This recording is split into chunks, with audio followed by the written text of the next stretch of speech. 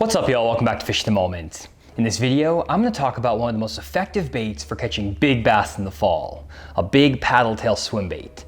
I'm going to be going over the equipment, the retrieves, the specific baits, modifications, areas, and everything you need to know about fishing these big paddle tail swim baits to make them an effective tool in your arsenal this fall. Let's get into it.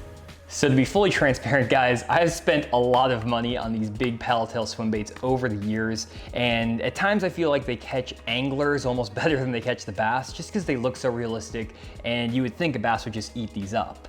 Now, I have a ton of different baits from a bunch of different brands, and I haven't caught fish on all of them, but there are a certain few baits that I have a lot of confidence in specific situations. And I want to go through that in this video and basically share with you what I've learned from years of fishing these baits and what works for me, and maybe things you can even avoid to save yourself some time and some money when you get out to the lake throwing these big baits. First, let's start with the most easily accessible big paddle tail swim bait, and that's the Megabass Magdraft.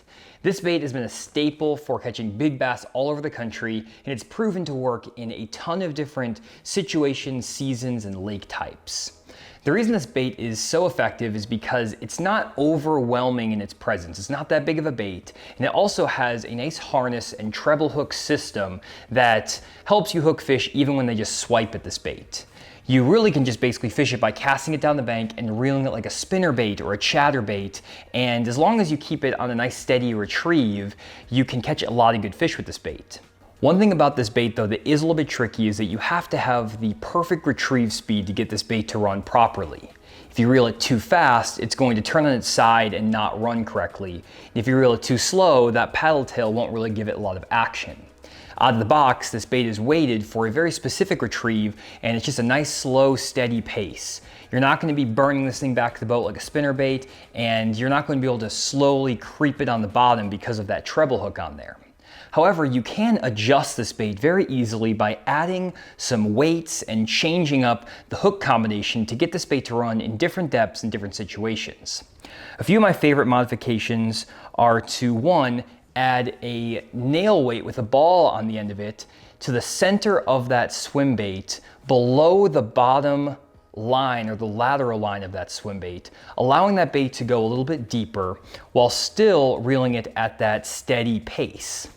The standard Magdraft out of the package might run really well in that like 3 to 5 foot depth zone, but by adding this 1/8 ounce nail weight right in the center of that bait, right down the center line so it still runs nice and even, you can get this bait down into the 8 to 12 foot depth zone very effectively.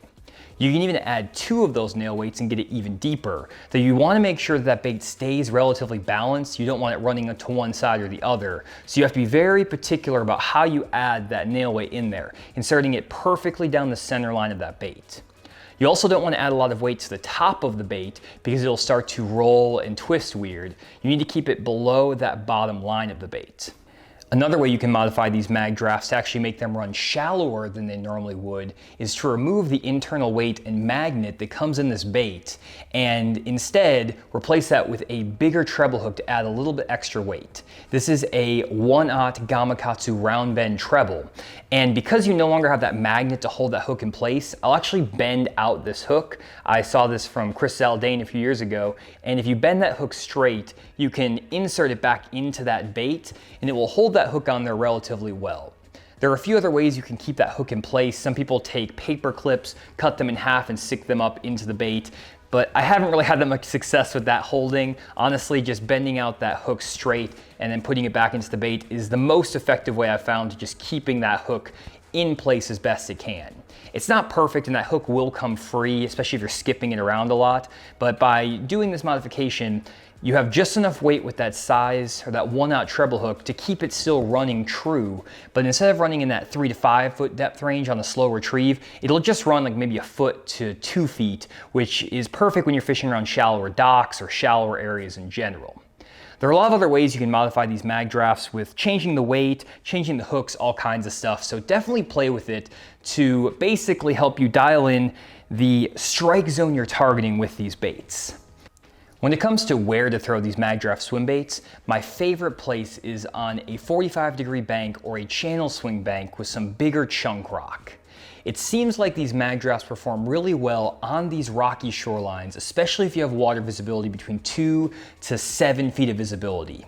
The clearer the water, the more translucent natural color you're going to want to go with, and then the dirtier the water, you can go to more of this solid white or pearl color. Now, the key with fishing this bait is you want to parallel these 45-degree banks or these bluffier walls. The strike zone is going to be directly against that wall, and the bass are actually going to try to ambush that swim bait up against the rocks and against the bank. I find that if I cast directly at the shore and then bring that bait into open water, you'll see fish following the bait, but they won't commit because that bait is basically out over deep water and they can't ambush against anything. Instead, by keeping that bait directly against the rock wall, it allows them to pin it against a big rock or a boulder or anything around that shoreline, and you get a lot more strikes. You can also improve your chances of getting bit on this bait if you're fishing in an area with a little bit of wind and if you have a little bit of cloud cover. Usually, very strong winds and heavy cloud cover are not ideal for this bait, and instead you can catch fish on baits like spinner baits or crankbaits in that scenario. But if you have, let's say, a 5 to 10 mile an hour wind and partly cloudy skies, that's about the best conditions possible for this bait. It's also better to fish this bait in stable weather conditions. When you get post-front conditions or a chill in the air, the fish don't seem to commit to this bait as well, though that can get overruled if you have a lot of current that's pulling through your lake or other factors, so it's not a hard set rule. But either way, fishing these baits around those rock walls can be very effective. You can also catch fish by skipping this bait around boat docks and fishing around the floats of floating docks or the piers of standing docks. This bait also works great around riprap as well as in shallow and offshore grass. Now, when it comes to grass, it's not always ideal to be fishing this double treble hook on the bottom because you're going to get caught up, and also if you're fishing around a lot of wood. And in the past, I've been throwing a flashy swimmer owner beast hook or something like this, which is basically a belly weighted swim bait hook with this little blade on the bottom. The problem with this setup on a bait like a Magdraft, or this is a Scottsboro swim bait here, is that these fish have to basically collapse that bait down, get that hook point away from that plastic, and then get that hook in their mouth. And it's a little bit tricky at times to get fish to actually hook up on this rig. And I probably miss 30 to 40% of my bass that actually eat a hook style like this with these big swim baits, just because there's so much meat and plastic in the way of the hook gap. And that's why we came up with a new hook over at Core Tackle to actually solve this problem and give you a way to fish some of these big swim baits with a top hook presentation. This is the 1/4 ounce 7/0 TUSH hook, and it pairs perfectly with these 6 and 7 inch paddle tail swim baits. You just rig it like a standard swim bait jig head, and all that weight gets contained within the body of the swim bait. The reason this hook works great is because it gives you a great hook gap for those fish to actually latch onto compared to your standard flashy swimmer, but the hook is now on top of the bait as opposed to off the bottom, so you can fish it through grass and through wood a lot more effectively. I actually put this hook to the test for the first time a few weeks ago with one of my buddies, and we were fishing on a very rainy, cloudy fishing day. Not really the best conditions, to be honest, but we absolutely smashed them with the 7/0 1/4 ounce TUSH on a Bass Mafia 6-inch swim bait. We were fishing this hook around offshore grass as well as isolated laydowns on flats, which was the perfect test to see if we actually get this bait through that type of cover. It worked perfectly, and by reeling this bait at a nice steady pace, you could keep it just over the grass and actually have it rise up and come over laydowns with no problem. All the fish that ate this bait absolutely choked it, and even the ones that somewhat slapped at it still got it in the lower part of their mouth, which is a great sign when it comes up to the hookup ratio with this hook. Actually, at one point through the day, I switched over to a standard flashy swimmer style hook and missed a couple of fish before switching back over to this TUSH and continuing to put them in the boat. Our best 5 fish went for 19 pounds, 12 ounces, and we actually doubled up on a 4 and a 5 pounder off of the same laydown at one point. So this hook absolutely catches them, hooks them really well, and it pairs perfectly with these bigger swim baits. I've also heard from one of my other buddies that it works great for skipping these baits around boat docks on Grand Lake and over on Table Rock. The flat surface on the side of these baits, plus the internal weight of that TUSH hook, make it very easy to skip underneath and around boat docks, so that's also pretty cool. And another advantage, because a lot of times with these standard mag drafts, when you skip them, that little hook will come undone from the bait and it'll just be flopping around, and then those fish will hit the bait and not get the hook. Where here, that hook is always gonna stay right at the top of the bait, so it's just another advantage to this 7/0 1/4 ounce tush hook. I'd really appreciate if you guys tried out this new 7/0 1/4 ounce tush hook and let me know how it works for you. I haven't really had that much time to experiment with it, so there's probably a lot of other applications that you can use it for. And if you want to pick some up, you can find them over at Tackle Warehouse or at coretackle.com. I'll leave a link down in the description. Now, these Magdraft style swim baits aren't the only swim baits I'm going to throw in the fall, though I will say they're my most effective swim baits when fishing 10 feet of water or less. However, a lot of times on clear lakes in the fall, the thermocline will disappear and you'll have fish as deep as 50 or 60 feet of water. And you can target those fish with big swim baits as well, as long as you have the right setup. One of my favorite baits to throw when the thermocline disappears and you have fish setting up suspended on big balls of shad over 50 to 100 feet of water, especially if they're big gizzard shads, is a big high-tech swim bait on a 1 ounce jig head. This is a Picasso Lures 1 ounce jig head, and I also have them all the way up to 1.25 ounces, depending on how deep I need to get them. And I'll pair that with a 5.8 or 6.8 high-tech fat swing impact swim bait. These Kitech swim baits are awesome because you can work them very slow and still get a lot of action, but you can also burn them and bring them up to the surface, and they work really well also, and they don't burn out or roll on their side like a lot of other swim baits will. The deal with this bait is you're basically just targeting those isolated or wolf-packed bass that are underneath balls of shad. It helps if you're using your live scope to target these fish, though at times you can actually just pull up on main lake points and fan cast areas where you see a lot of bait and fish on your 2D sonar and down imaging. That's how I fished this bait for years, and the great thing about this 1 ounce head is that you can basically cast it out, let it sink for 10 to 15 seconds, and then slowly reel that bait in, and it will stay down there pretty deep, stay in that 15 to 25 foot zone, and these fish will absolutely come up and destroy it. Now, there are times these fish actually get kind of picky and won't eat this Kitech for whatever reason. And another good offering that I've found works is the same Magdraft swim bait I talked about earlier, but this is the freestyle version, which doesn't have a harness in it. Now, pair that with a 1 ounce underspin. I'll link all this stuff down in the description, but this big heavy underspin with that little blade sometimes gives just enough of a different profile for those fish to actually react to it. And I will find at times that fish they're feeding on really big gizzard shad prefer that Magdraft freestyle bait over the Kitech. I don't know if it's just because it has a more full profile or it's just the movement of the tail. Whatever it is, it works extremely well. Though I will say that this Magdraft doesn't allow you to burn it quite as well as this Kitech. This bait, when you burn it too fast, will have a tendency to kind of roll on its side. So I try to keep a nice steady retrieve with this Magdraft, but I will burn that Kitech if those fish are a little more aggressive. Now, there are some other baits I've had success with, including the Scottsboro 6-inch swim bait, as well as some of these hollow body swim baits like the Bastrix 7-inch bait. This is a big old bait here. And also this is a True Bass 6-inch hollow belly swim bait as well. And I actually have all of these paired with that 7/0 3/4 ounce tush hook we released earlier this year. This 7/0 3/4 ounce tush fits perfectly into these hollow belly swim baits and also works great in the bigger Kitechs as well as that Scottsboro swim bait. It doesn't work the best in that Magdraft freestyle body, that 7/0 3/4 ounce tush doesn't, but as long as you're pairing it with the other baits I showed, again, those hollow bellies, a big 6.8 Kitech, usually it works pretty well.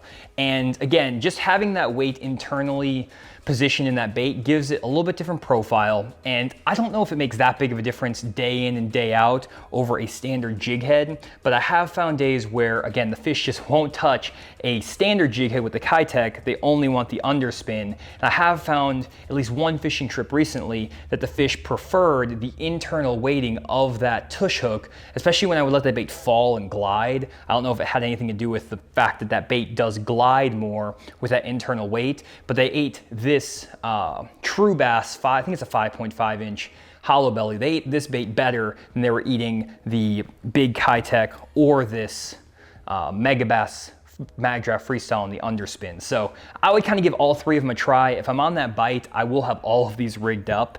It's also important to note that at times fish just prefer one specific swim bait body style over another, even if you're throwing the same hook. On that day that I was fishing with my friend with this 6-inch Bass Mafia swim bait, we were kind of alternating between the Magdraft Freestyle and this Bass Mafia swim bait, even though they basically are the exact same body size, same shape. But what we found is that Bass Mafia has a little bit more tail action and moves a little bit quicker through the water compared to that Magdraft Freestyle, and they just prefer the Bass Mafia on our given fishing trip. I don't really know why, but I was actually throwing the Bass Mafia to start and I was getting outfished 3-1, switched over to this Bass Mafia and started catching them. So it is useful to have a few different brands of these swim baits just to see if one is working better than another. These are a very sight-oriented bait and those fish will tend to follow them. So sometimes a slight change to your hook, adding a little blade to the bait, changing up the color slightly, the retrieve, all these other things can have a big impact on whether you catch fish. As far as the equipment goes for fishing these big swim baits, I use the same rod for all of them, and that is the Denali 7'6" heavy power, moderate fast action swim jig rod in the Covert Light series. This rod is actually designed to throw a swim jig with braid, so it has a little bit of extra tip to it. And that little bit extra tip gives the fish an extra second to actually get that bait in their mouth. One of the disadvantages of fishing a fast action rod is that it'll load so fast that these fish can't get that bait deep enough in their throat. Another thing you want to make sure you do when you actually feel the bite on these swim baits is to just give these fish a second to actually eat the bait, almost like a jig bite. You'll feel them bite it, then you want to just count to 1 second and then set the hook. You could also equate it to a frog bite in a way. That just gives these fish enough time to get this bait all the way in their mouth and hook them deep enough so they don't come off. For my line, I usually throw anywhere from 16 to 20 pound Sunline FC Snapper fluorocarbon. If I'm in clear water and I'm not fishing around a ton of cover, especially with these Magdraft style baits, I'll go with 14 to 16 pound fluorocarbon at times even.